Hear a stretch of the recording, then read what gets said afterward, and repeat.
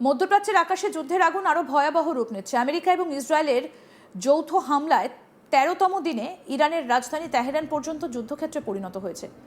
Social media এবং আন্তর্জাতিক সংবাদ মাধ্যমে ছড়িয়ে পড়া ভিডিওতে দেখা যাচ্ছে ড্রোন এবং মিসাইল হামলায় বিশাল বহুতল ভবন তাসের ঘরের মতো ভেঙে পড়ে আছে।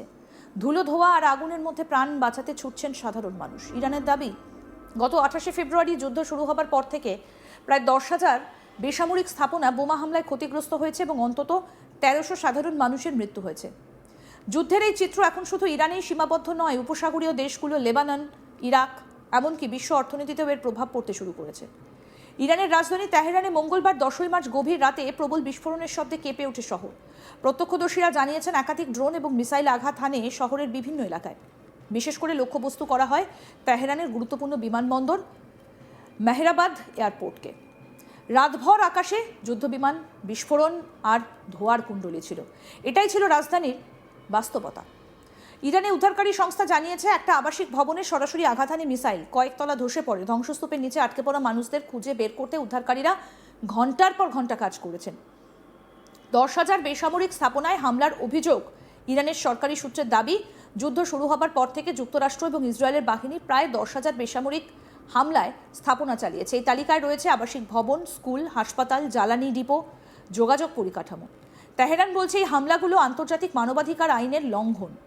তবে আমেরিকা এবং ইসরায়েলের দাবি, তারা মূলত সামরিক স্থাপনা, মিসাইল ঘাঁটি এবং পারমাণবিক কর্মসূচির সঙ্গে যুক্ত পরিকাঠামো লক্ষ্য করে হামলা চালাচ্ছে। তেহরানের বিভিন্ন এলাকায় এখন মানুষের জীবন কার্যত থমকে গিয়েছে। বহু পরিবার শহর ছেড়ে অন্যত্র যাওয়ার চেষ্টা করছে, আবার অনেকেই নিরাপদ আশ্রয় খুঁজে পাচ্ছেন না। সোশ্যাল মিডিয়ায় ছড়িয়ে পড়া ভিডিওতে দেখা যাচ্ছে ধ্বংসস্তূপের মধ্যে কাঁদছেন মানুষ। আহতদের হাসপাতালে নিয়ে যাওয়া হচ্ছে। শিশুরা আতঙ্কে চিৎকার করছে। মানবিক বিপর্যয়ের আশঙ্কা ক্রমেই বাড়ছে। ব্ল্যাক রেইন নিয়ে ইতিমধ্যেই সতর্কতা জারি করা হয়েছে।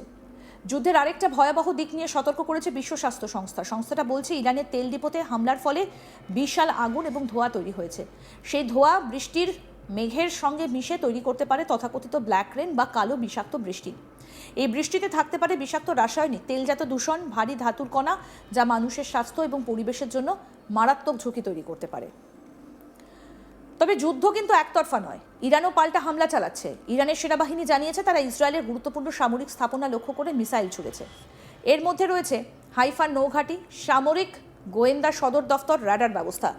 এছাড়াও ইরান উপসাগরীয় অঞ্চল, আমেরিকার ঘাঁটিতেও হামলার দাবি করেছে।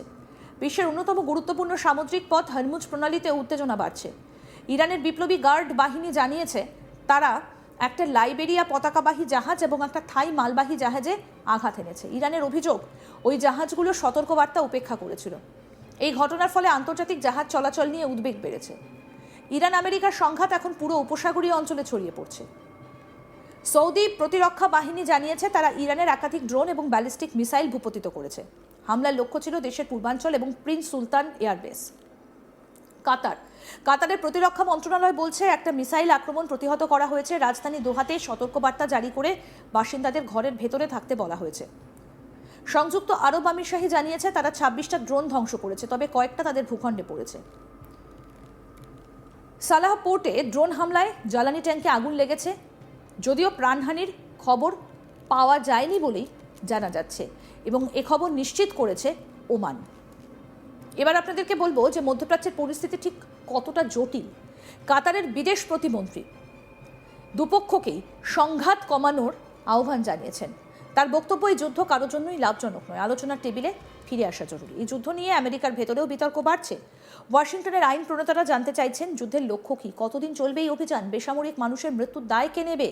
পেন্টাগনের তথ্য অনুযায়ী যুদ্ধ শুরু হবার পর থেকে অন্তত ১৪০ মার্কিন সেনা আহত হয়েছে এবং ৭ জন নিহত হয়েছেন।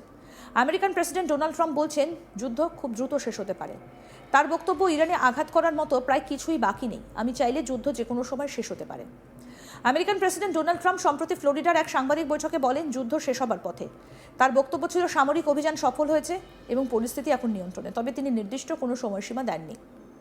ট্রাম্পের বক্তব্যে একদিকে আত্মবিশ্বাসের সুর ছিল, অন্যদিকে আন্তর্জাতিক বাজারে কিছুটা আশ্বাস দেবার চেষ্টা ছিল। কি বলেছেন শুনবো। Hope it's not going to be needed, but if it's needed, we'll escort them right through. Thank you, Mr. President. On Iran, you called it an excursion. You said it would be over soon. Are you thinking this week it will be over? No, Are you but talking soon. about days? I think soon. Okay, and with respect Very soon. Look, everything they have is gone, including their leadership. In fact, there are two levels of leadership, and even actually, as it turns out, more than that, but two levels of leadership are gone. Most people have never even heard about the leaders that they're talking about. So, Driving a Tomahawk missile likely destroyed that Iranian girls' school. So will the U.S. accept any responsibility? well, I for that haven't seen strike? it, and I will say that the Tomahawk, which is one of the most powerful weapons around, is used by, is sold and used by other countries, you know that. And whether it's Iran, who also has some Tomahawks, I wish they had more, but whether it's Iran or somebody else, the fact that a Tomahawk is very generic, it's sold to other countries, but that's being investigated right now. Mr. President, you've said the war is, quote, very complete, but your defense secretary says this is just the beginning. So which is it, and how long should Americans be Well, I prepared think you for could this war say to it both. last? It's the beginning of building a new country, but they have no Navy, they have no Air Force, they have no anti-aircraft equipment, it's all been blown up, they have no radar, they have no telecommunications, and they have no leadership. It's all gone.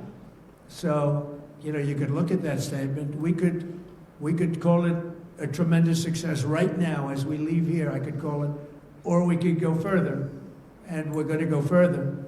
But the big risk on that war has been over for 3 days. We wiped them out in the first 2 days. A very positive thing. I mean, this was an excursion that a lot of people wouldn't have done. I knew oil prices would go up if I did this, and they've gone up probably less than I thought they'd go up.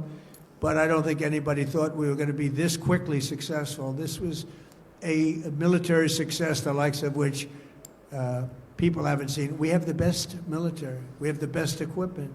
Your questions. Has Iran activated any sleeper cells inside the U.S.? There's reports that they have pressed that trigger button to activate those cells, at least abroad. Well, they've been trying for a long time. We've been very much on top of it. One of the things we have to do is get the Democrats to stop the Democrat shutdown, because, as you know, the apparatus that looks into that, Schumer and the Democrats have shut it down. We continue to target Iran's drone and missile capabilities. Their drones are way down.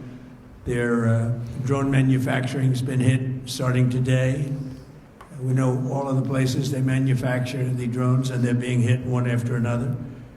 Their missile capability is down to about 10%, maybe less.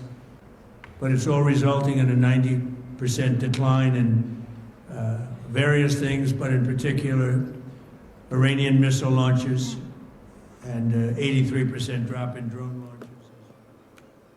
আরও update পেতে দেখতে থাকুন আজ তাক Bangla, subscribe করুন, notification পেতে bell button option press করুন।